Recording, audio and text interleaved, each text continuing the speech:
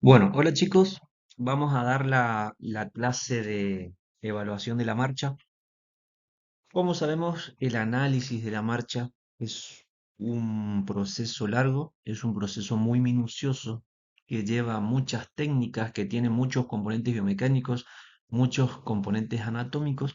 Por lo tanto, en esta clase lo que pretendo es hacerle un repaso general sobre todo lo que corresponde a la biomecánica de la marcha, que siempre va a ser importante, y luego centrarnos más específicamente en los componentes de la evaluación propiamente dicha, es decir, los parámetros que vamos a tener en cuenta para evaluar una marcha normal o para decir que una marcha es normal o natural. ¿Cuáles son los objetivos de la clase? Como ya les dije, entonces, el análisis biomecánico es largo. A mí lo que me interesa, y creo que a todo el cuerpo docente lo que nos interesa, es que puedan llegar a comprender los fundamentos biomecánicos de la marcha normal y sus fases. Ustedes saben que a mí particularmente me interesa que ustedes entiendan por qué suceden ciertas acciones en el cuerpo humano, cómo el momento externo o la acción de la gravedad involucra o condiciona a una articulación, cómo condiciona al músculo, cómo el músculo actúa y los fundamentos anatómicos y biomecánicos de estos sucesos o de estos procesos de la marcha. Es importante entonces identificar los músculos y articulaciones que participan en cada ciclo. Si nosotros no sabemos cuáles son los rangos normales, entre comillas normales, porque va a ir cambiando entre persona y persona, pero si nosotros no conocemos la biomecánica normal de una persona, de una fase de marcha, difícilmente podremos o podríamos llegar a a una marcha patológica, ¿verdad? Conocer y aplicar los parámetros temporoespaciales de la evaluación. Creo que este va a ser el centro, o debería ser el centro de nuestro análisis en esta clase. Quiero que conozcan y que puedan llegar a aplicar objetivamente y también de una forma, ¿cómo se dice? De una forma cuantificable los parámetros temporoespaciales de evaluación.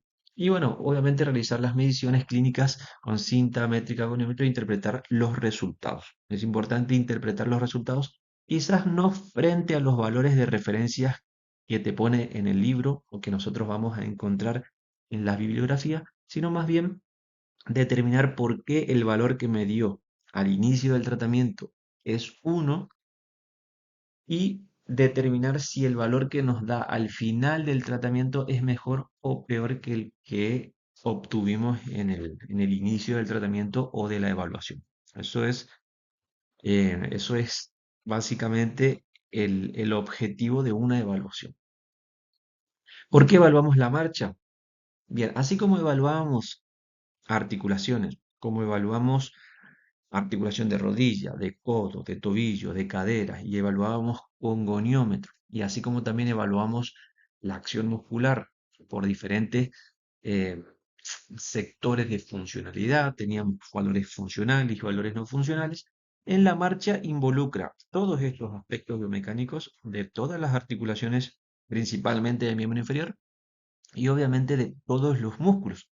Por lo tanto, si queremos evaluar la marcha, tenemos que tener una, un ojo clínico un poco más amplio, si se puede decir. Es importante conocer que la marcha revela la condición de salud, la postura y limitaciones de cada persona. Cada persona tiene una marcha en particular, tiene una marcha propia que va a determinar el estado de ánimo, el estado de salud de esa persona. Obviamente la marcha nos va a permitir cuantificar deficiencias, dolores, facilita obviamente el diagnóstico funcional, el pronóstico y la planificación. Es importante evaluar la marcha al inicio del tratamiento para poder contrastar o reproducir estas evaluaciones en la mitad del tratamiento y también al final. Obviamente, cada fase, si nosotros conocemos la biomecánica de cada fase, y sabemos interpretar estas fases como alteraciones biomecánicas, podemos llegar a entender lo que se observa y lo que se mide y por qué se lo mide. Si hablamos de biomecánica de la marcha, primero tenemos que entender su concepto. Es el desplazamiento bípedo con bajo esfuerzo y mínimo consumo energético. Es el elemento identificatorio de cada individuo y va a revelar la personalidad, la autoestima, condición de salud y estado emocional. Tiene diferentes componentes fundamentales o diferentes características. Una marcha normal es rítmica y cíclica, es decir, que el ritmo de marcha tiene, eh, tiene un ciclo que se repite durante toda la marcha, o durante todo el ciclo de marcha. Por ejemplo, el ciclo inicia y termina o está definido por el contacto del mismo pie con el suelo al inicio y al final. Es decir, empieza con el contacto de un pie y termina con el contacto del mismo pie. Corresponde también a un mínimo gasto energético y esto hace referencia más que nada a que la marcha no debería cansar y si cansa o si al paciente o al individuo le cansa movilizarse en marcha, en una marcha normal, es porque presenta algún tipo de patología. Estabilidad dinámica hace referencia a que el equilibrio se mantiene en movimiento y no se encuentra en reposo. Si sabemos o si nos ponemos a analizar, la marcha es un desplazamiento lineal hacia adelante, una marcha normal, obviamente, es un desplazamiento lineal hacia adelante que corresponde más a un desequilibrio. Es decir, hay una bibliografía que no me acuerdo quién lo dijo, pero habla más que nada sobre un desequilibrio anterior que va a ser o está siendo compensado sucesivamente por articulaciones y por músculos. Es decir, los músculos van desacelerando todo ese desequilibrio que se produce hacia adelante. Por eso es la estabilidad dinámica. El patrón individual de cada marcha, es decir, cada marcha es distinta en cada persona, se consolida entre los 6 y 8 años, y obviamente una marcha normal se autoajusta a la velocidad y al terreno en donde se encuentra. Si hablamos de ciclo de marcha, tenemos que hablar que es los sucesos que ocurren desde el contacto inicial de un pie hasta el siguiente contacto del mismo pie. Por ejemplo, acá vamos a tener el contacto inicial del pie derecho, se produce el periodo de soporte con todas sus fases, el periodo de balanceo con todas sus fases y termina luego del balanceo nuevamente con el contacto inicial del mismo. Entonces, empieza y termina con el contacto inicial del mismo pie. Si ustedes ven esta barra de progresión, o sí, esta barra de progresión, es lineal de izquierda a derecha. Tenemos una franja negra que corresponde al periodo de soporte, es decir, el periodo en donde el pie se encuentra apoyado en el suelo, y un periodo en donde el pie se encuentra en el aire, si se puede decir, en periodo de balanceo. El periodo de soporte a su vez se divide en dos: doble soporte o doble apoyo y en un periodo de apoyo simple o soporte simple en donde todo el peso del pie se encuentra sostenido solamente por un solo pie. Entonces, en rangos generales vamos a encontrar que tenemos el periodo de soporte que corresponde al 62% del ciclo y un 38% al, al periodo de balanceo, que corresponde al pie en el aire. Y además, si nosotros sacamos 12 de doble soporte y 12,5 del otro soporte, tenemos 25% de doble soporte total. Es decir, durante toda esta fase del 100%, tenemos 25% que corresponde a doble soporte o doble apoyo. Bien, es importante saber que a mayor velocidad el doble soporte se reduce, en la carrera desaparece por completo. Bien, ahora, Con respecto a las 8 fases del ciclo de marcha, vamos a encontrar este también es un esquema lineal que va de izquierda a derecha. Dijimos que comenzaba con el contacto inicial, que corresponde a esta imagen, ¿sí? Y termina con el contacto inicial nuevamente del mismo pie. Con respecto a estas 8 fases, lo que me interesa es que ustedes primeramente sepan cuáles son las 8 fases. Obviamente deben saber eso. Y deben saber explicar, deben entender por qué cada fase tiene una, ¿cómo decir? Tiene una característica principal. Por ejemplo, en el contacto inicial, si hablamos del contacto inicial, el talón contacta en el piso. Sería uno de los puntos clave. El contacto inicial se define por el contacto del talón en el piso. No el antepié, no el medio pie, sino el talón es el que contacta. Ahora, si nosotros hablamos de contacto inicial y estamos hablando de que el contacto inicial se produce primero por el antepié, ya estamos hablando de una marcha patológica.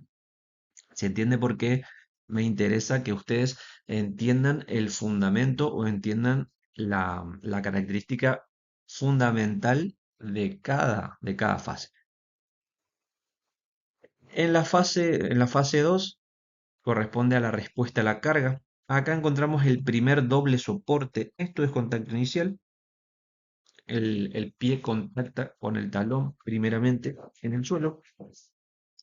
Luego tenemos la respuesta a la carga, que es fase 2, este que está acá.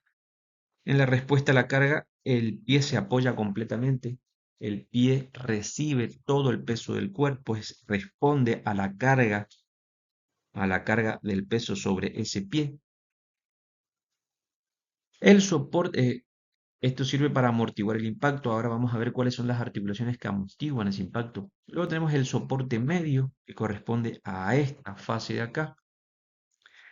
El soporte medio corresponde a el contacto de un solo pie en el piso, mientras que el lado contralateral se encuentra básicamente en periodo de balanceo.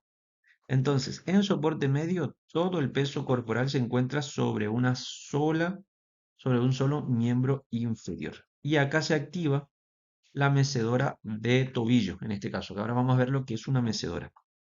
Luego tenemos el soporte terminal que corresponde a este, en donde la característica principal es la elevación del talón. Ya empieza a desplazarse el centro de gravedad hacia adelante, por lo tanto la tibia se desplaza hacia adelante, todo el peso del cuerpo se desplaza hacia adelante, desde atrás hacia adelante, es como una aguja de reloj. Me gusta, me gusta describirlo de esa forma. Y luego tenemos la fase de prebalanceo, en donde el pie que estamos evaluando en apoyo, en periodo de soporte, ya casi se va levantando y está a punto de despegarse. Es el prebalanceo en donde se produce la acción propiamente dicha de propulsión, es decir, el músculo principal de la extensión de tobillo realiza ese movimiento que extiende tobillo y me produce la propulsión hacia adelante. Y luego ya tenemos las 3 fases que está en verde, que corresponde a las 3 fases de balanceo, en donde la idea principal de la fase de balanceo o el objetivo principal de la fase de balanceo es volver a llevar el pie hacia el contacto inicial para volver a apoyar en el piso y evitar caernos hacia adelante. Ese es el objetivo de la marcha. Entonces, se produce todo este proceso de flexión de rodilla en el balanceo inicial, flexión de cadera, se produce el desplazamiento de la tibia hacia adelante, ¿sí? Todo en fase de balanceo, y finalmente se extiende la rodilla, se flexiona un poco el tobillo para volver a contactar siempre con el talón y vuelve a empezar todo el ciclo. Entonces tenemos balanceo inicial, balanceo medio y balanceo terminal en sus diferentes fases.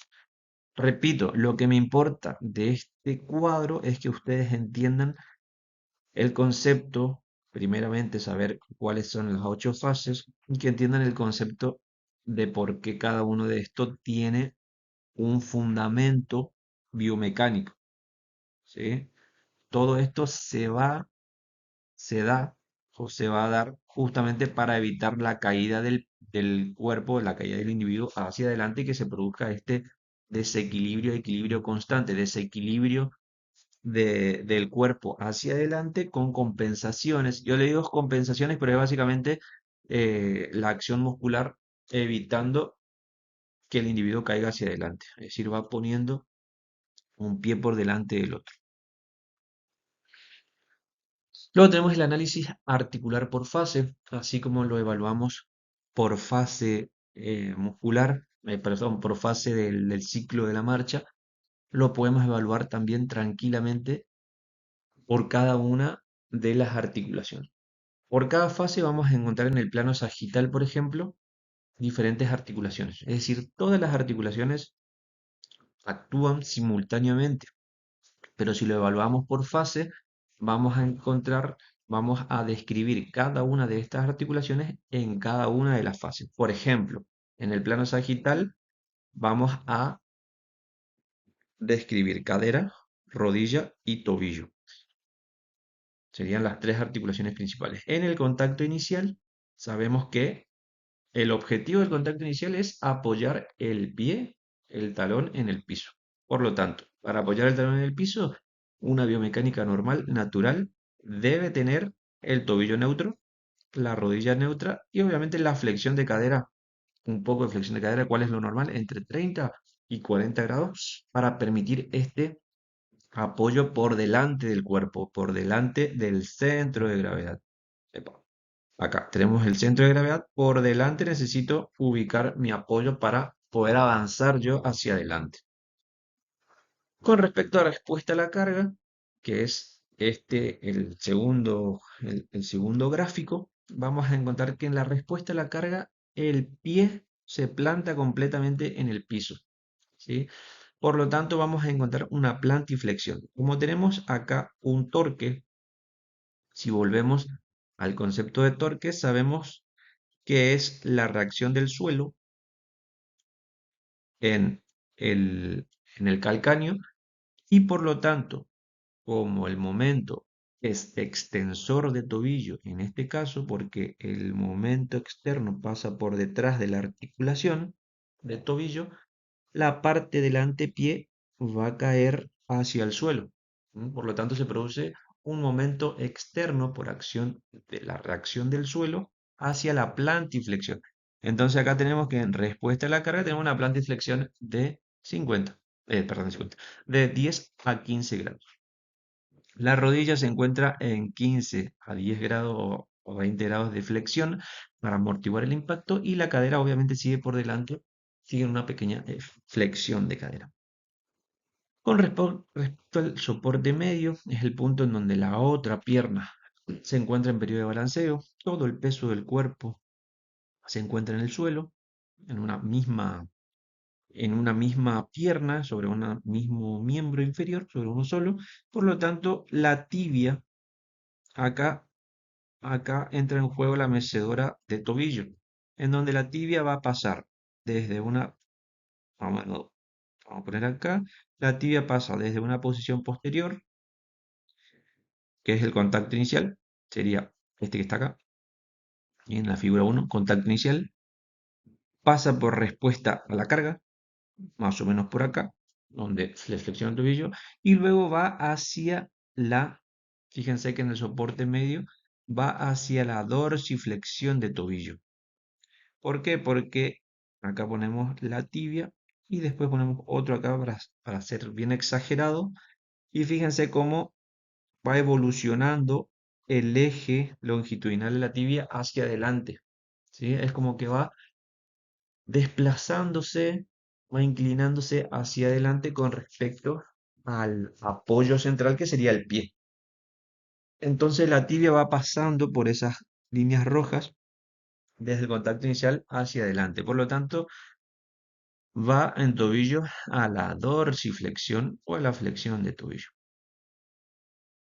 Bien, luego tenemos en el soporte terminal, que es el 4.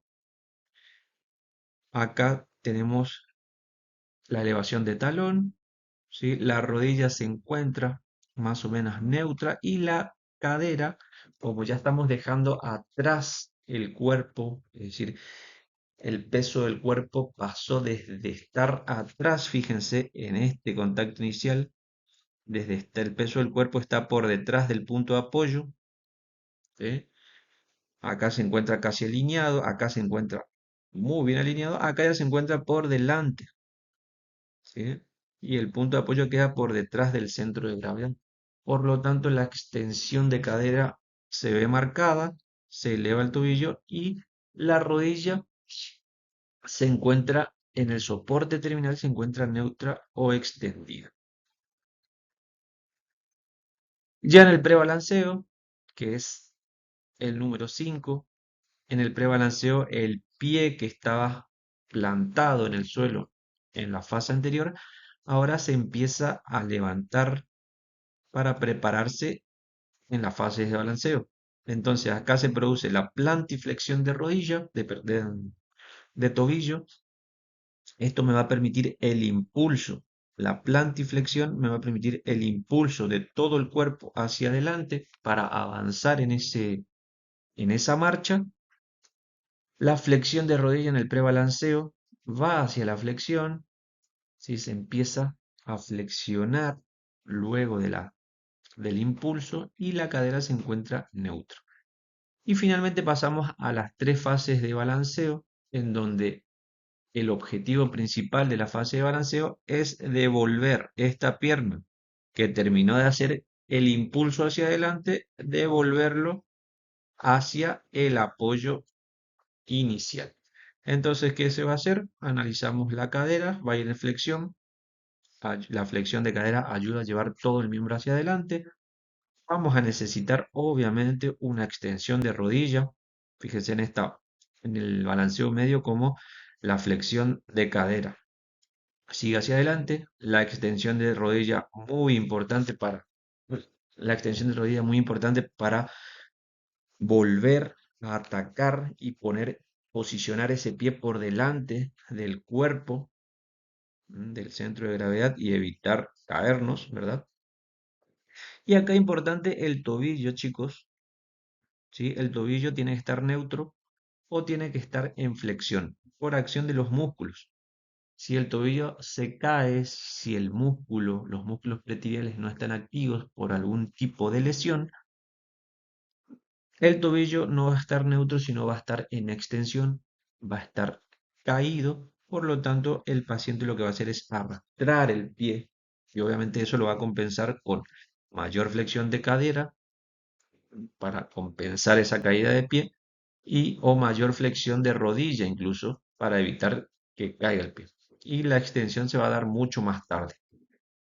Pero en condiciones normales, al llegar al balanceo terminal, la cadera se encuentra en flexión, la rodilla se encuentra en extensión y el pie se encuentra en dorsiflexión o neutro para volver a atacar en el paso siguiente y caer en posición neutra para el contacto inicial.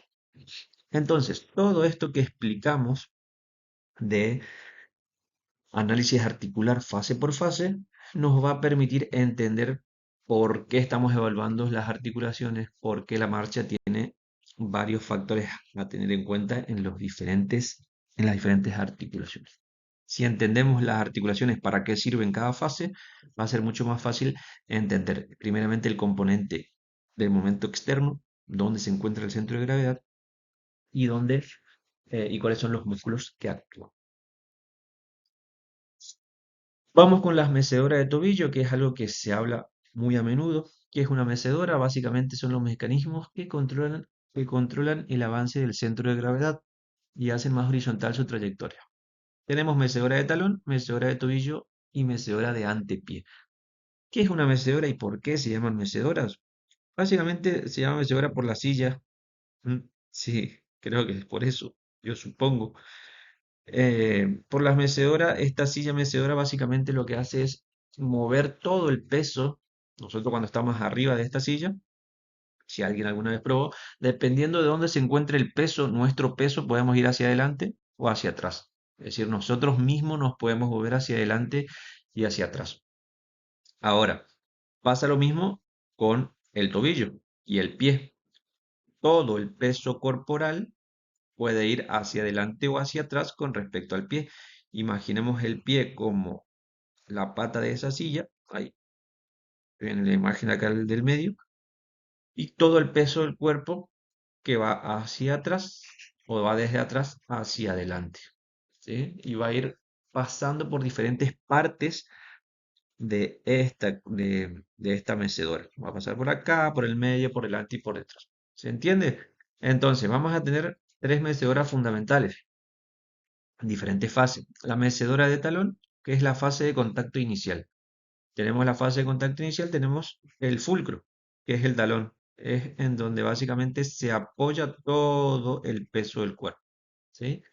Ahora, la tibia y la pierna se mueven hacia adelante. Una vez que esto se apoya, la tibia y la pierna se mueven hacia adelante, ¿sí? Por acción de la gravedad, por la reacción, por la acción de la gravedad, no por la acción de la gravedad, sino por la dinámica que tiene la marcha que es hacia adelante. Como esto va a ir hacia adelante, la punta del pie va a bajar. Yo exagero esta flecha, pero va hacia el suelo, ¿sí? Y estabiliza el impacto inicial, amortigua.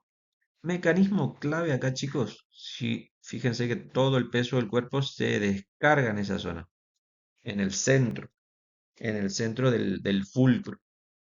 Mecanismo clave acá es el tibial anterior.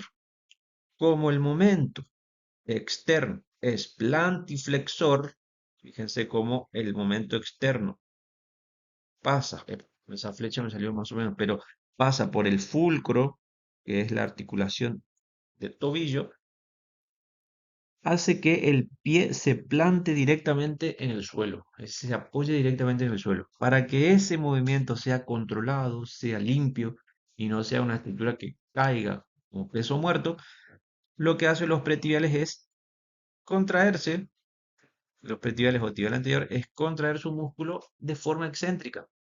Actúa como desacelerando o frenando esa caída del antepié. Luego tenemos la mecedora de tobillo.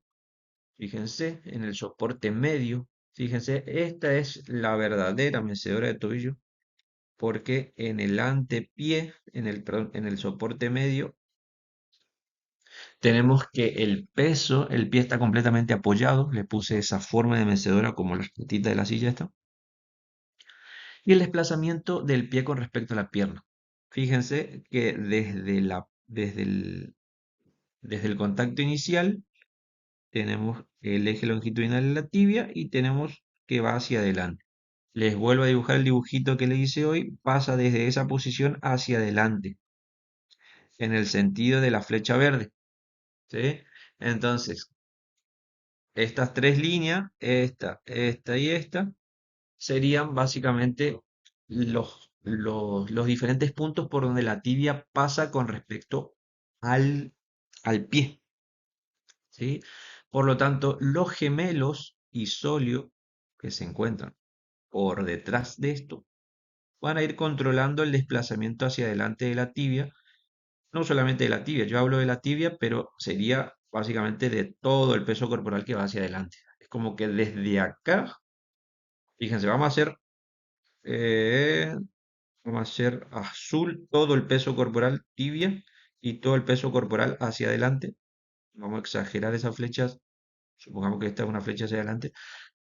Y en rojo vamos a poner el gastrocnemio acá, ahí por detrás. Fíjense que todo el desplazamiento de la línea azul, tibia y peso corporal hacia adelante es contrarrestado excéntricamente hacia atrás por el sóleo. Es que evita que todo el peso se vaya hacia adelante de forma brusca. Espero que se haya entendido eso porque es importante. Y luego tenemos la mecedora de antepié, en donde tenemos soporte terminal y prebalanceo. Soporte terminal o prebalanceo, que básicamente es el punto en donde el talón se desplaza, se, se despega, perdón. En este punto el talón se eleva del suelo y las cargas que en este punto estaban sobre todo el pie, acá van a pasarse directamente a la cabeza de los metatarsianos, ¿sí? Y en este caso, los músculos que se encuentran por detrás, volvemos a dibujar, todo el peso del cuerpo se encuentra hacia adelante, ¿sí? Y acá como al principio dijimos que estaba actuando excéntricamente frenando todo ese desplazamiento, ahora los músculos actúan concéntricamente, es decir, que se contrae y eso hace que se levante el pie y me dé el impulso controlado hacia adelante. ¿Por qué ya es impulso controlado? Porque el otro pie en el prebalanceo ya se está, ya está a punto de apoyarse. Acuérdense que en el prebalanceo soporte terminal es el impulso hacia adelante gracias a la contracción concéntrica de los músculos gemelos, pero al mismo tiempo el otro pie ya se encuentra apoyado. Por lo tanto, yo dejo, digo yo, pero en realidad los músculos gemelos dejan de amortiguar o de desacelerar y hacen una aceleración concéntrica, levantando el talón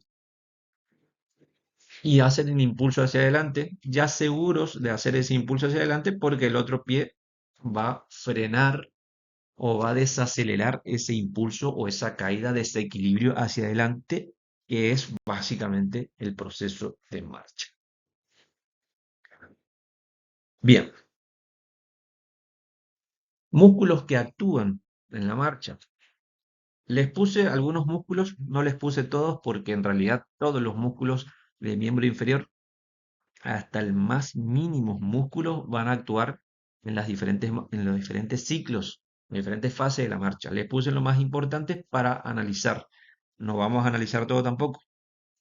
Fíjense, glúteo mayor lo vamos a analizar en el, en el plano sagital. Antes que nada quiero que lean esto.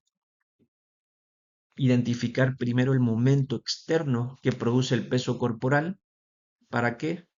Porque si nosotros identificamos el momento externo que produce el peso corporal, el músculo actuante, el músculo que va a contrarrestar ese momento externo, en general es el antagonista de ese momento. Por lo tanto, vamos a analizar glúteo mayor en la fase de contacto inicial y respuesta a la carga. ¿Por qué acá? Porque es el punto en donde más actúa el glúteo mayor. En la fase de contacto inicial o respuesta a la carga, que serían cualquiera de estos dos, vamos a analizar en el contacto inicial. En el contacto inicial, el peso del cuerpo se encuentra acá, ¿verdad? Acá se descarga todo. Acá, bueno, descarga también. Vamos a analizar este que es más fácil. En descarga, respuesta a la carga. Bien. Acá tenemos el punto de descarga de peso. Lo tenemos en todo el pie. Punto rojo. Vamos a poner este violetita. Vamos a tratar de... Eso, perfecto. Esta flecha violeta corresponde a el centro de masa, centro de gravedad. Es decir, todo el peso corporal del cuerpo. Y vamos a analizar con verde. Vamos a poner la articulación de cadera. Voy a tener que borrar algunas cosas ahora. Nosotros estamos evaluando articulación de cadera. Por lo tanto, si todo el peso corporal pasa por detrás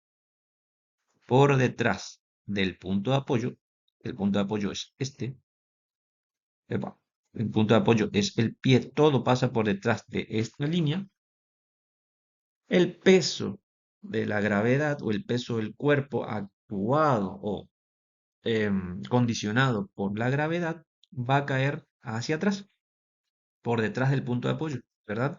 Por lo tanto, la cadera va a caer, ¿se entiende? ¿Y qué es lo que va a producir la caída de cadera? Va a producir la flexión, ¿sí? Es decir, va a quedar esto va a ir hacia adelante porque todo el peso del cuerpo va a caer. ¿Se entiende? Por lo tanto, el momento externo que pasa por detrás hace que cae esto. ¿Bien? Entonces, la pelvis o la cadera tiene un momento externo por culpa del peso del cuerpo y el centro de apoyo, la cadera va en flexión. Para que eso no pase, para que eso no suceda, tenemos momentos internos. Los momentos internos están dados siempre por los músculos. Y el momento interno que contrarresta esa caída del cuerpo, es el que contrarresta la caída del cuerpo, va a ser el glúteo mayor. Yo le exagero un poquito acá, ahí, ¿sí? Entonces, ese glúteo mayor va a actuar de forma excéntrica, evitando que la cadera caiga en flexión, ¿sí? Por lo tanto, actúa excéntricamente. Creo que no lo dije anteriormente, pero toda acción excéntrica del músculo está desacelerando o está contrarrestando un movimiento. Vamos con glúteo medio. El glúteo medio es exactamente lo mismo. Tenemos, supongamos, acá les puse porque es en un plano frontal, por lo tanto lo evaluamos acá. Supongamos que el paciente, que el individuo está apoyado sobre esta pierna, sobre este miembro, el peso o el centro de gravedad cae por aquí, ¿sí? Y obviamente como todo esto va a intentar caer, ¿verdad? Para que no caiga esto, acá tenemos la articulación y este músculo, el glúteo medio, es el que impide, no excéntricamente, sino más bien de forma concéntrica o isométrica. Isométrica es mantener un, un mismo tono muscular constante, evitar que esto caiga, gracias a su contracción. ¿Sí? Es básicamente la basculación lateral. Cuando este músculo falla o cuando este músculo está paralizado o denervado, generalmente tenemos la caída en Trendelenburg, que seguramente ya lo habrán visto en la otra cátedra. Pasa lo mismo con cuádriceps, pasa lo mismo con isquiotibiales. Bueno, vamos a evaluar isquiotibiales, por ejemplo. Bueno, en la parte de isquiotibial espero que se entienda esto. De todas formas, si no lo entiende, lo vemos de nuevo en el práctico. En isquiotibiales, en este caso, no vamos a evaluar el momento externo, obviamente, del peso corporal, sino más bien de un movimiento balístico.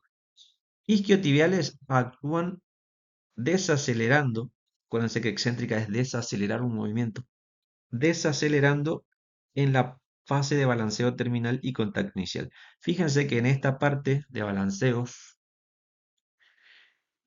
la pierna, el pie se despega del piso y comienza su trayectoria hacia adelante, hacia la extensión de rodilla, ¿sí? Para volver a contactar por delante del cuerpo. ¿Cuál es la acción de los isquiotibiales? Es controlar esa extensión brusca del cuerpo, de la extensión de rodilla. Es decir, en este recorrido que produce la tibia hacia adelante, el músculo antagonista de la extensión de rodilla es el isquiotibial. Por lo tanto, los isquiotibiales van a ir desacelerando el movimiento de extensión. En parálisis o en alteraciones, principalmente neurológicas, de estos músculos, de los músculos eh, con componentes excéntricos, generalmente la marcha es muy desequilibrada y por eso vemos pacientes que tienen una marcha muy tónica o que no pueden controlar los movimientos balísticos o los movimientos de desequilibrio anterior. Es decir, son muy, si se puede decir, una marcha muy, muy desequilibrada en, en sentido de regular la fuerza que hacen para hacer un paso, por ejemplo. No es que no quieran regular, sino que no tienen estos componentes de excentricidad de los músculos. Bien, continuamos. Una vez que ya vimos todo lo que corresponde a biomecánica de la marcha, les quise hacer lo más simple posible. Fíjense que me duró 40 minutos, pero es importante volver a recalcar lo importante de la fase de marcha. Y entramos finalmente a lo que sería la evaluación. La evaluación vamos a encontrar los parámetros, mediciones y el protocolo. Primero y principal, para la evaluación de la marcha, debemos tener un ojo clínico, observación general.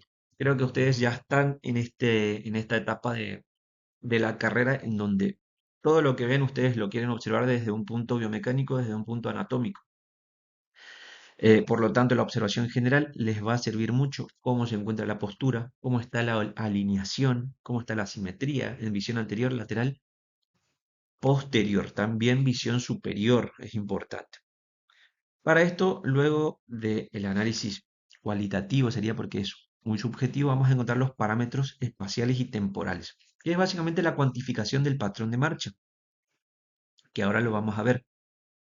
Y luego tenemos análisis cinemático, cinético y análisis muscular. Estos tres puntos es básicamente biomecánica, es analizar cómo las fuerzas de la gravedad, cómo los momentos externos, cuáles son los momentos externos con respecto al fulcro y el punto de apoyo y cuáles son los momentos internos o el análisis muscular en cada fase. Y finalmente, una vez que encontramos las relaciones de todo esto, hacer una evaluación funcional, que ya lo vamos a ir viendo ahora, para determinar básicamente qué es lo que pasó con este paciente, cuáles son sus alteraciones y básicamente ir armando un protocolo de tratamiento. La evaluación de la marcha, chicos, permite comprender la causa biomecánica y no solamente describirla. Yo puedo entender perfectamente toda la fase de la marcha, puedo entender la biomecánica de cada articulación, los rangos articulares de cada articulación, pero si no puedo determinar qué es lo que el paciente necesita para darle sentido a esa biomecánica, no me va a servir. Es decir, al paciente no le sirve y obviamente el kinesiólogo tampoco le va a servir. Por lo tanto, es importante la evaluación funcional. Bien, con respecto a los métodos de evaluación, vamos a encontrar cuatro bien definidos. Análisis observacional, cualitativo, análisis cuantitativo, que es más por centimetría, test clínicos estándares o estandarizados y análisis instrumental de laboratorio. Lo que nosotros vamos a dar y lo que nosotros nos vamos a enfocar principalmente van a ser en las dos primeras.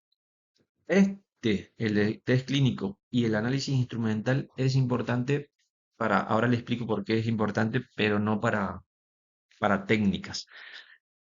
El primero de todos es el análisis observacional. Es decir, llega un paciente con algún tipo de patrón alterado en la marcha y yo puedo, primeramente, no puedo, sino debo primeramente analizar de forma observacional, de forma cualitativa. Si bien este método es muy subjetivo, ¿por qué digo que es subjetivo? Porque lo que voy a hacer es mirar al paciente cómo camina y voy a sacar mis propias conclusiones de qué es lo que le pasa. Puedo tener errores, puedo estar equivocado, se me puede haber confundido alguna articulación, algunos grados, por lo tanto es un poco subjetivo este tipo de análisis. Sin embargo, es parte fundamental para pasar a este. Si yo no entiendo el observacional, no puedo pasar al cuantitativo. Con respecto al cuantitativo, este es más centimétrico, tenemos valores estándares, valores normales de referencia, y como dije anteriormente, la referencia que se da en la bibliografía no significa que es el Padre Nuestro de lo que vamos a ver en nuestros pacientes. Podemos encontrar pacientes que tienen unos valores de referencias iniciales al inicio de la evaluación o al inicio del tratamiento y en 2 o 3 semanas cambian. Si ese cambio le favorece al paciente, sus aspectos biomecánicos o por sus aspectos funcionales, bienvenido sea. No quiere decir que si en el libro a mí me dice 150 grados de lo que sea, y a mí me da 145 y mal no está. ¿Se entiende? No es que el paciente no progresó. El paciente tiene sus características particulares.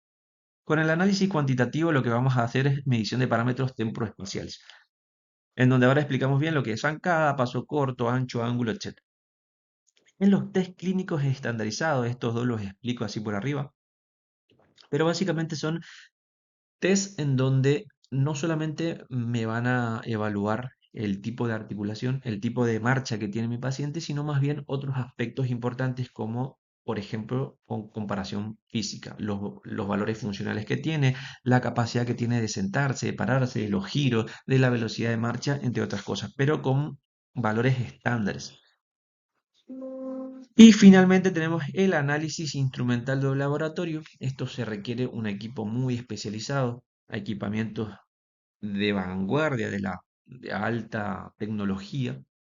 Si en algún momento, y ya les digo, tienen la posibilidad de realizar las prácticas, no las prácticas, sino el curso de laboratorio de marcha del FLENI, ellos tienen un laboratorio de Francia de marcha en el FLENI, en donde el paciente, el individuo que se encuentra durante la evaluación, se encuentra censado por electromiografía, es decir, se le ponen dispositivos en los diferentes músculos o se evalúa un músculo en particular, se le hace caminar y eso me va a ir dando los datos de si el músculo actúa o no actúa en diferentes fases de la marcha. O sea, si tienen la posibilidad, es un curso muy lindo. ¿Cuál es la idea de esto? Es desarrollar la capacidad de observar, medir e interpretar la marcha en contextos clínicos. Bien, vamos a describir cada uno de estos. Con respecto a los parámetros espaciales, vamos a encontrar que tenemos la zancada, paso corto, ancho de paso y ángulo de paso. Esto, chicos, sí o sí, tenemos que medir en el práctico. Esto es la primera parte de cualquier análisis de marcha que ustedes quieran tener o que ustedes quieran hacer en su paciente. Más allá si ustedes tienen el equipo o tienen el laboratorio de marcha, primero, nunca está de más medir con reglas, con centímetros, todo lo que se pueda medir. ¿Qué es la zancada? Es la distancia en metros entre dos eventos iguales y sucesivos de la misma extremidad. ¿A qué hace referencia? De que la medición se hace desde el talón derecho cuando contacta hasta el talón derecho cuando vuelve a contactar. El paso corto es la distancia en metros desde el contacto inicial de un pie hasta el contacto inicial del pie contralateral, es decir, del talón derecho al talón izquierdo. Ancho de paso, ya lo vamos a ir viendo en detalle cada uno de estos. El ancho de paso es la distancia en centímetros entre ambos pies y el ángulo de paso es la orientación del pie. La orientación del pie está muy relacionado con, con el eje longitudinal del pie, obviamente. Es el ángulo entre el eje longitudinal del pie y la dirección de avance y se mide con goniómetro. Bien, esos eran los parámetros espaciales. Con respecto a parámetros temporales, vamos a encontrar todos son en unidad de tiempo, segundos o minutos.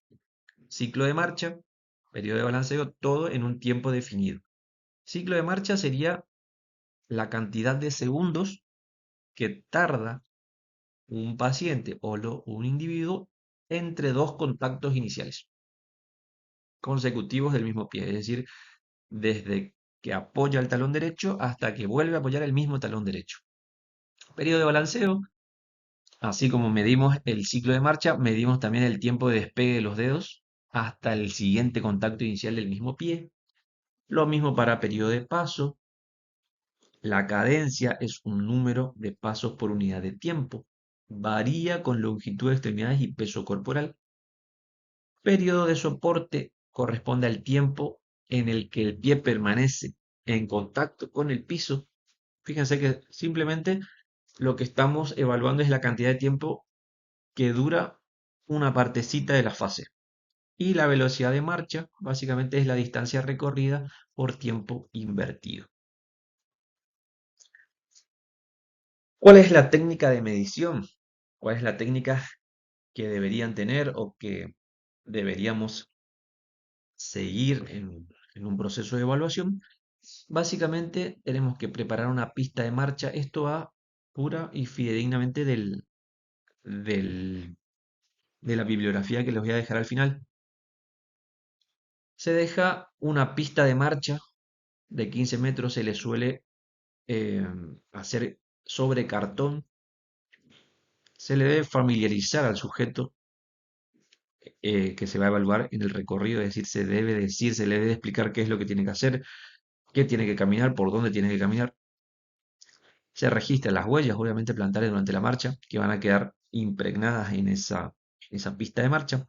Se seleccionan las huellas centrales del análisis. Las huellas centrales del análisis hace referencia a que si yo tengo, acá les dibujo, si yo tengo una pista de 15 metros, ajá, los primeros 3 metros y los últimos 3 metros no lo voy a tomar, solamente la parte central. Todas las huellas que queden dibujadas en la parte central los voy a tomar para el análisis. ¿Por qué no estas del principio y el final? Porque en el principio y en el final del recorrido el paciente se está adaptando a la marcha. Al principio regula su velocidad, regula su ancho de paso y lo mismo cuando ya está terminando es como que el paciente se prepara para el frenado o para el giro, lo que sea, y no es una marcha, no son huellas, no son huellas naturales. Bueno, se seleccionan las huellas centrales y se cuantifican los parámetros espaciales. El paso, la zancada, el ancho, el ángulo de progresión, etcétera. Les puse acá los diferentes tipos de huellas, si bien no es algo eh, que lo vamos a estudiar, no es muy fundamental, pero sí es importante conocer la huella. ¿Por qué? Porque cada huella refleja una interacción del cuerpo con el suelo. Y hay interacciones de la huella plantar que en algunas ocasiones no se diferencian en el ciclo de marcha. Es decir, yo no me doy cuenta de que el paciente está pisando de costado en el ciclo de marcha, solamente con la huella. O tengo que tener un ojo clínico muy, muy, muy experimentado y muy entrenado para ver esas cosas.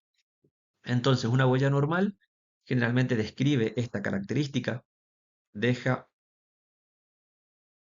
bien marcado y sin huella lo que es el arco interno, el arco longitudinal interno. Fíjense que un pie pronado o pie plano, seguramente más de uno tiene pie plano y eso lo vamos a ver en el taller práctico y vamos a ver si cambia algo. Quiero que ustedes me analicen en qué cambiaría un pie plano, un pie varo. El pie plano, fíjense que hay mucha más huella.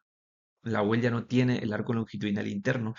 En algunas ocasiones incluso apoya todo esto y esto es todo, queda todo marcado.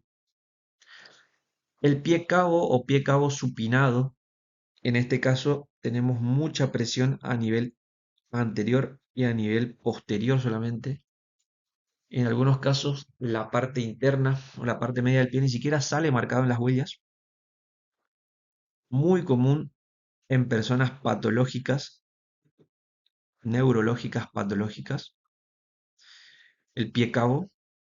Luego tenemos el pie, el retropie, varo y valgo. Quiere decir básicamente que el apoyo predominante del talón se encuentra en su zona media o en su zona externa. Fíjense la diferencia. Básicamente estos, estos parámetros son muy imperceptibles durante el análisis del ciclo de marcha. Es decir, si nosotros lo estamos viendo o si nosotros estamos evaluando un video de forma lateral o en un plano antero-posterior, probablemente no veamos o no se pueda apreciar que el paciente está apoyando la parte externa del talón. Por lo tanto, la huella nos ayuda a esto.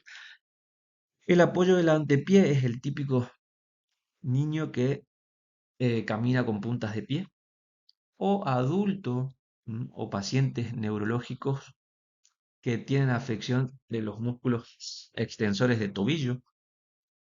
Por lo tanto, tienen una gran retracción y casi ni apoyan el talón. Los pasos asimétricos, muy importante, chicos, fundamental. Y hacer las diferencias entre pie izquierdo y pie derecho, variación de tamaño, variación de las huellas, ángulos, etcétera. Y bueno, los pasos en tijeras que es un tipo de alteración en donde la trayectoria de los pies está muy cercana. Bueno, eso ya lo vamos a ir viendo con los diferentes tipos de patología. ¿Cómo se hace la medición de parámetros espaciales? Dijimos que había cuatro mediciones espaciales. La zancada se lo hace con cinta métrica. Se usa las huellas centrales, estos son 3 metros externos y 3 metros finales y 3 metros iniciales, perdón. Se usa las huellas de la parte central del- de la línea de progresión. Entonces se toman las huellas, se identifican las huellas que voy a tomar, se trazan líneas transversales desde el punto, ¿sí?, de los talones, fíjense ahí, acá, acá, acá, y se eligen dos huellas sucesivas del mismo pie. Es decir, pie de apoyo, pie izquierdo y pie izquierdo del siguiente paso sucesivo. Se traza la línea entre ambas. Entonces ahí tenemos la longitud de zancada izquierda. Hacemos exactamente lo mismo con la longitud de zancada derecha, ¿sí? Y se compara cuáles son las características, si uno es más largo que la otra, qué me estaría hablando, si la izquierda es más corta que la derecha, y quiero que vayan pensando eh, cuáles serían las posibles patologías o posibles alteraciones que me den como resultado una gran diferencia, por ejemplo. Luego tenemos el paso corto. No es muy difícil esto, chicos. Eh, Básicamente es medir diferentes partes de la huella. Lo importante y lo más difícil creo acá es sacar las medidas, es decir, poder identificar una huella, poder identificar el centro del talón, poder seleccionar las huellas ideales para la evaluación.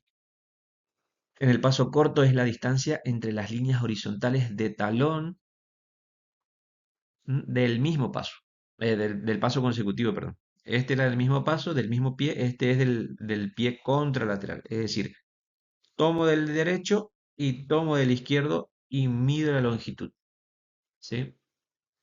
Y ahí se mide la longitud del paso izquierdo, del paso corto izquierdo y del paso corto derecho. También por patologías, me pueden llegar a, a dar menos o más, dependiendo de la alteración biomecánica que pueda llegar a tener el paciente.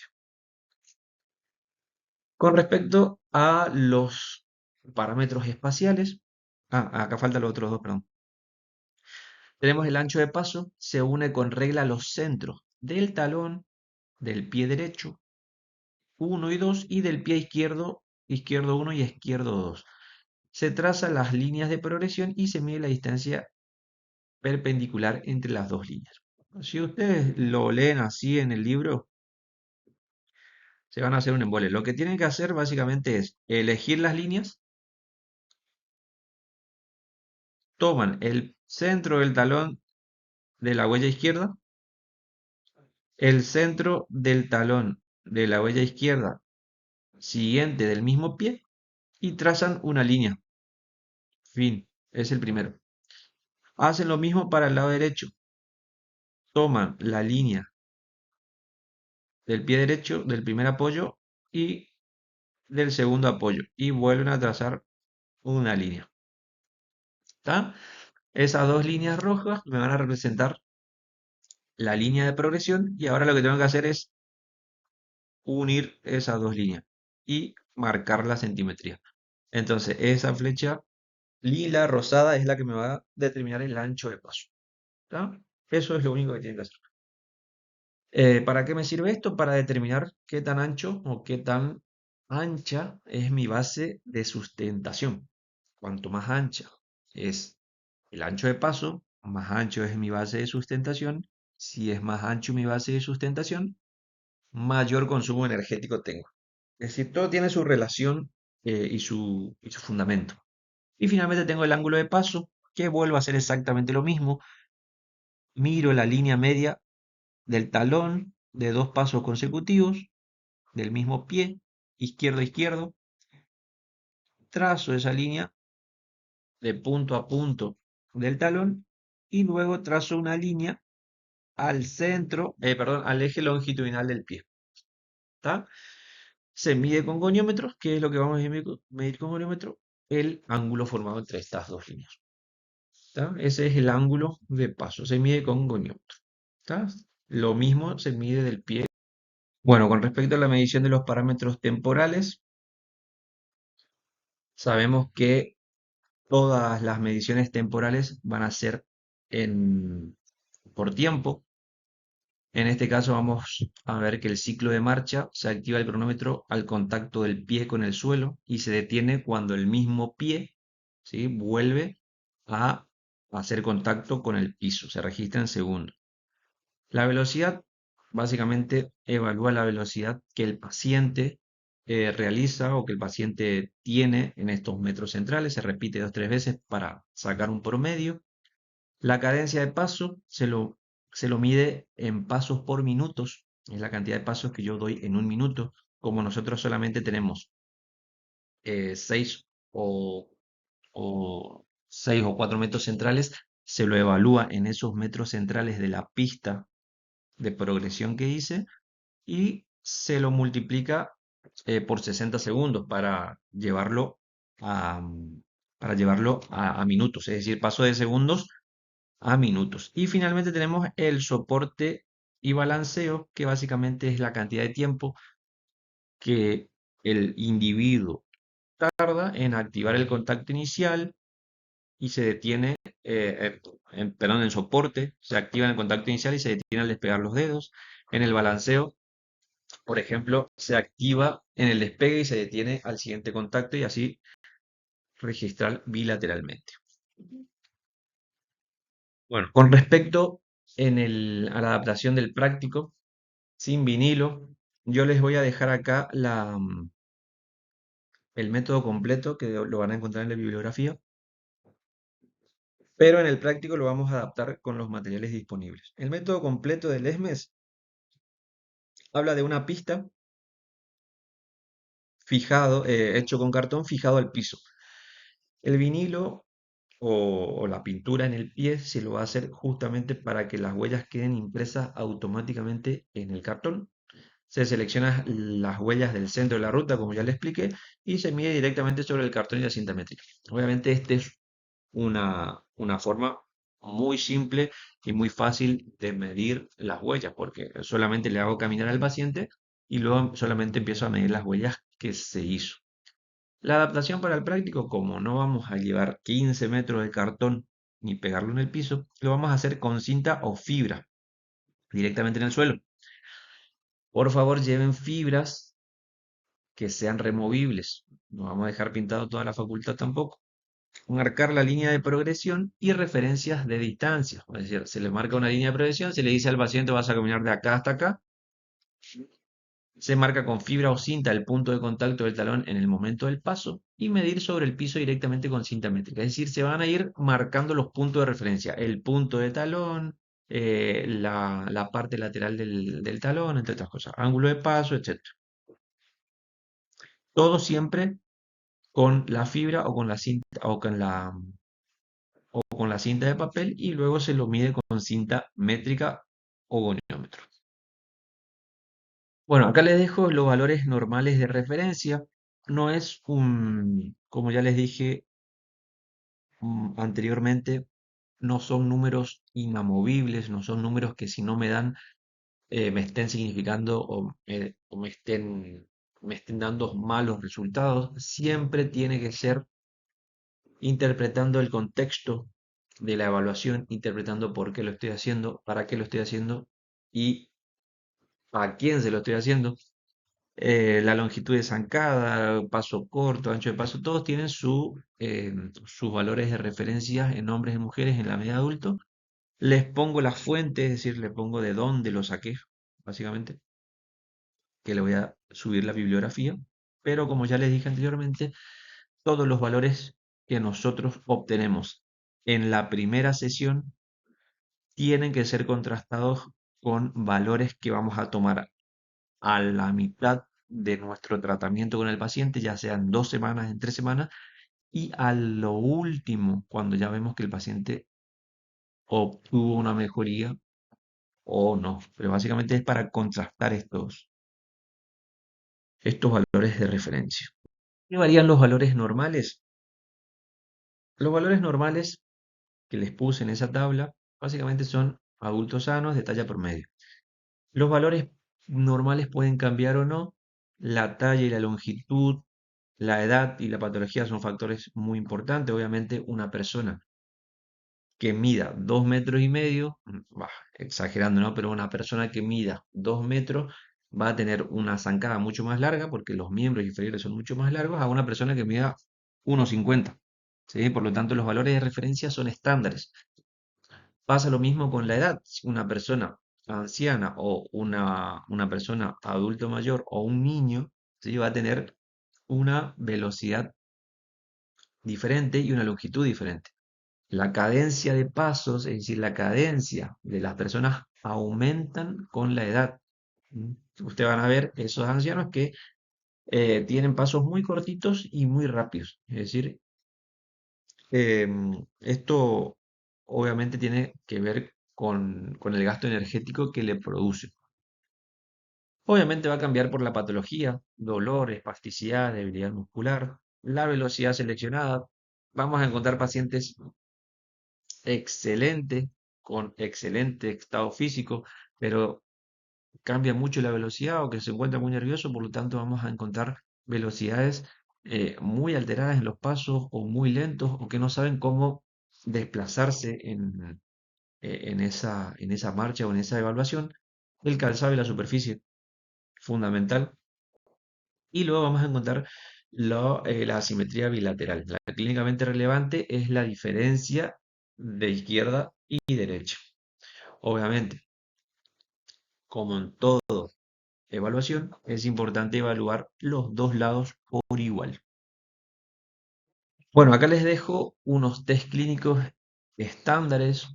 Básicamente son test que no evalúan la marcha por sus fases, no evalúan por sus articulaciones, ni tampoco por la capacidad muscular que tiene cada articulación en cada fase de la marcha, sino más bien evalúa la capacidad de marcha que tiene el paciente fundamentándose en lo funcional, en la velocidad, en la capacidad de reacción que tiene el paciente. Y se los dejo para que ustedes puedan entender que estos test clínicos son los que más se van a encontrar en los hospitales, se van a encontrar en los institutos. Uno, porque es mucho más fácil de realizarlo y me aporta mucha más información una, que un examen o una evaluación de la marcha concreta. Obviamente, eso no quiere decir que el examen de la marcha fase por fase no sea importante. Esto me saca del apuro, si se puede decir, o me da una idea de lo que el paciente tiene mucho más largo, que obviamente también lo voy a determinar con la evaluación fase por fase. Solo que esto me lo saca más rápido y me lo engloba mucho más en lo que yo necesito por ahí del paciente. Por ejemplo, el test de la marcha de los 10 metros básicamente hace referencia a la cantidad a la velocidad que tiene un paciente o la velocidad que tiene un individuo eh, cuando es un adulto mayor sano, un adulto mayor con limitación funcional severa. Me van a dar diferentes valores de referencia. El TUG básicamente es la capacidad que tiene el paciente de levantarse de la silla, caminar 3 metros, girar, volver a sentarse. Entonces, este me va a estar evaluando la movilidad funcional mediante tareas cotidianas. Las tareas que la señora de 80 años va a tener en su casa. Yo no le voy a pedir a la señora de 80 años que me camine descalza por un piso de cartón con vinilo en el pie. ¿Puedo? Sí, se lo puede hacer tranquilamente. El tema es saber interpretar qué es lo que quiero evaluar yo de la señora. Obviamente a la señora yo no le voy a poder determinar cuáles son la capacidad de la rodilla. Es decir, tengo una rodilla artrósica. Yo le voy a decir, señora, usted tiene que trabajar la extensión de la rodilla por esto, por esto, por esto, porque según lesme o porque según mis valores de referencia a mí no me están dando los 30 grados de flexión de rodilla que usted tiene que tener en la fase de balanceo. La señora te va a mirar y me va a decir qué me está diciendo. Entonces, lo que voy con eso es que estos test son los que a diferentes personas, a diferentes tipos de pacientes, me puede servir o me puede dar mucho más información que otros. Estoy evaluando marcha con estos valores, con estos test, sí, estoy evaluando marcha, pero desde otra perspectiva. Lo mismo con la escala funcional de ambulación o de desplazamiento, en donde básicamente me clasifica de manera observacional si un paciente necesita asistencia o es totalmente independiente para la marcha. Clasifica el nivel de independencia para la marcha según la cantidad de asistencia física o supervisión que requiere. Se los dejo esto para que también vayan entendiendo que no todo lo que no todo lo que se aprende en los libros es lo que yo realmente llevo a la práctica. Es muy importante, chicos, entender la fase de la marcha, es muy importante entender la biomecánica, pero también es importante entender qué es lo que le sirve al paciente ahora, qué es lo que le sirve al paciente mañana, qué es lo que le sirve al paciente en la casa, en el trabajo. ¿Se entiende? Es algo muy subjetivo y es importante y me interesa también que lo sepan. Luego le puse acá las marchas patológicas. No voy a entrar en detalle en cada uno de estos. Simplemente quiero que entiendan los diferentes tipos de marcha patológica. ¿Cuál sería el signo que tenemos que ver? Fíjense en la marcha de Trendelenburg por glúteo medio débil, caída pélvica, la antiálgica, inclinación hacia el dolor, hacia el lado doloroso, la espasticidad, la parálisis de los dorsiflexores, la parkinsoniana, todo tienen signos que creo que es lo más importante que yo necesito entender. ¿Así? Fíjense, Trendelenburg, fíjense hemiplegia. ¿Qué es lo que yo veo? Hemiplegia. Sé lo que es una hemiplegia, es una espasticidad. ¿Cuál es el signo que tengo que buscar? Circunducción del miembro inferior afectado, contacto inicial de antepié. Si yo no sé lo que es un contacto inicial de antepié, no sé lo que es una circunducción del miembro inferior, no sé lo que es una espasticidad, yo no voy a poder tratar a este paciente. Yo tengo que entender mínimamente, o tengo que interpretar que el contacto inicial del antepié o con antepié está mal y debo entender por qué está mal eso. Pasa lo mismo con la parkinsoniana. Fíjense que el signo principal que yo voy a entender en un paciente con Parkinson son los pasos cortos. ¿Qué es un pasos cortos? ¿Qué es una festinación? ¿Qué son los pies arrastrados? ¿Sí? ¿Por qué la zancada está muy reducida? ¿Por qué la velocidad es muy reducida? ¿Y cuál es la velocidad normal esperada en este paciente? ¿Se entiende? La marcha en este palle, básicamente habla del signo de flexión exagerada de cadera y rodilla al balancear. Esto, obviamente, por la parálisis de los dorsiflexores. Tengo que entender primeramente cuál es el nervio que está inervando y por qué está paralizado los dorsiflexores. La flexión exagerada de cadera, por qué lo hace, cómo se produce el contacto del antepié, la velocidad reducida, la ausencia vencedora, etcétera. Todo es eh, muy fácil cuando lo vemos desde, primeramente, el conocimiento, desde entender lo que es la biomecánica, entender por qué lo evaluamos y después aplicarlo a cada uno de estos. Una vez que tenemos el paciente, una vez que tenemos el, el problema, tenemos que buscar fundamentos para poder solucionar ese problema, si no estamos en el horno. Finalmente, chicos, les dejo un cuadrito en donde les pongo los parámetros cuantitativos y qué es lo que yo me debo preguntar o qué es lo que debo buscar.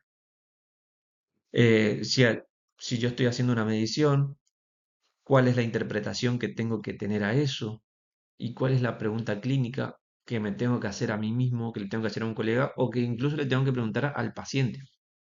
Porque muchas veces nosotros hallamos un ángulo de paso o tenemos un ancho de paso muy amplio Interpretamos que la compensación es por inestabilidad pélvica o interpretamos que el paciente está usando una sustentación muy alta y no entendemos por qué, será fuerza de glúteo medio, será equilibrio, y no le preguntamos al paciente y probablemente el paciente lo único que esté teniendo es un mareo, un dolor de panza o le está molestando algo, le está molestando la zapatilla. Por lo tanto, es importante hacer la pregunta clínica al paciente, hacer la pregunta a nosotros mismos, buscar el sentido de por qué puede estar, indagar indagar básicamente las posibilidades que debe haber siempre en contacto con el paciente, chicos, siempre involucrando al paciente también en su proceso de recuperación. Y finalmente les dejo la bibliografía. Les voy a subir en el aula el capítulo 11 del Das Salesmes. El capítulo 11 es el capítulo que habla solo, pura y exclusivamente de la marcha. El libro tiene varios capítulos muy interesantes también para verlo. Y luego me basé también en algunos conceptos de Perry, más que nada eh, los valores de referencia a tu media. Bueno chicos, nos vemos el martes y gracias.